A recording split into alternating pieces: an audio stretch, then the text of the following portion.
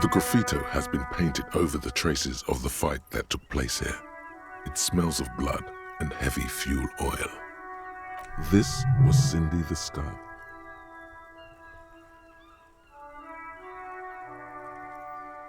The lieutenant crouches, touching the fuel oil with his finger. Looks like it, yes. This is still fresh. It wasn't here yesterday. And blood. Some of it is even yours. Heavy fuel oil. Isn't that flammable? You could buy some smokes, light up a ciggy and throw it in there, you know, just to see what happens. See if it's flammable. It's better that way, safer.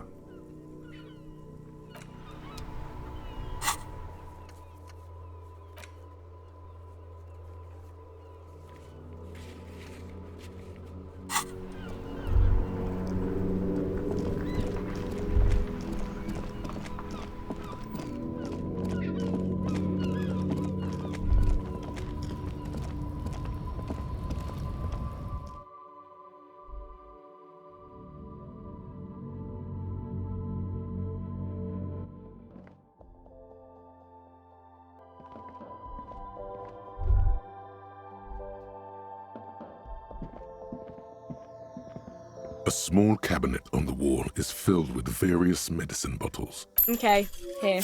I hope Saint Batiste makes you feel better or something. Okay, here. I hope Saint Batiste makes you feel better or something. A colourful display of... Again, I'm obliged to inform you that both alcohol and cigarettes damage your health. Here you go, mister.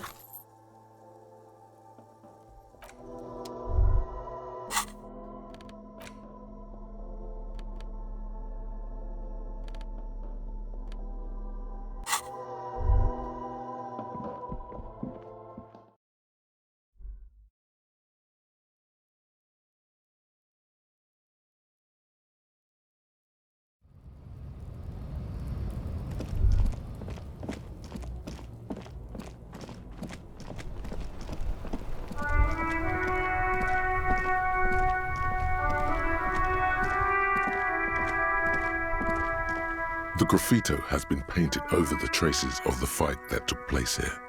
It smells of blood and heavy fuel oil. This was Cindy the Skull. The fuel oil catches fire immediately with an ominous hiss. A bright orange flash across the surface of the letters. Black smoke rises from the burning message.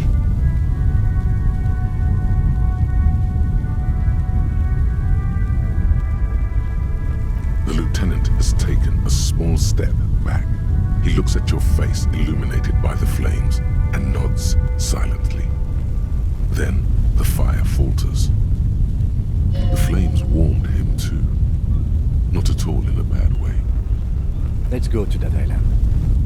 Slowly, the flames subside, the fuel burning out. The air still smells of mazout and springtime.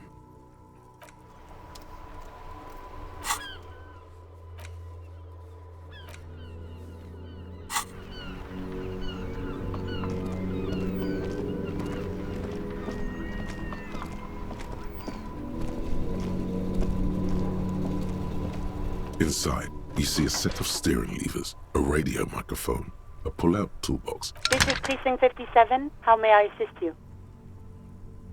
Something is wrong. Only static hisses through the speaker. No reply. Only the mindless drone of static crawling through the air. It's been this way for a while now.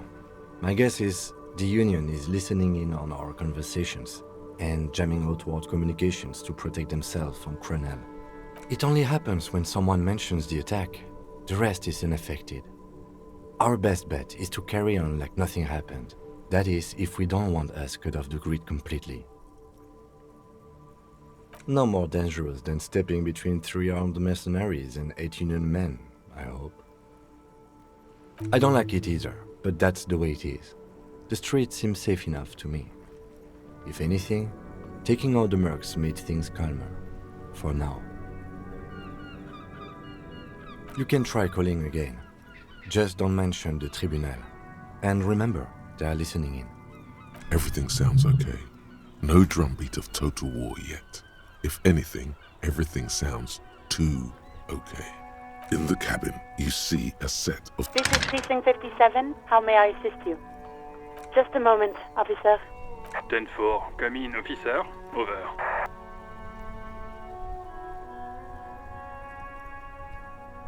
Ten-4, sir. Well, there's been some talk, sir.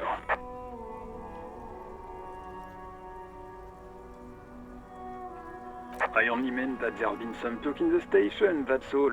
But there's always some talk in the station. You know how officers in Jamrock.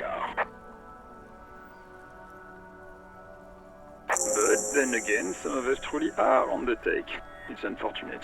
Over.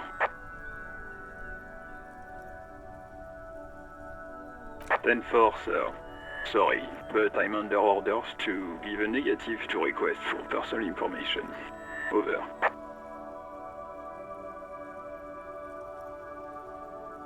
Ten-4. Orders are still orders. Anything else? Over. Roger that. 10-10. Over and out.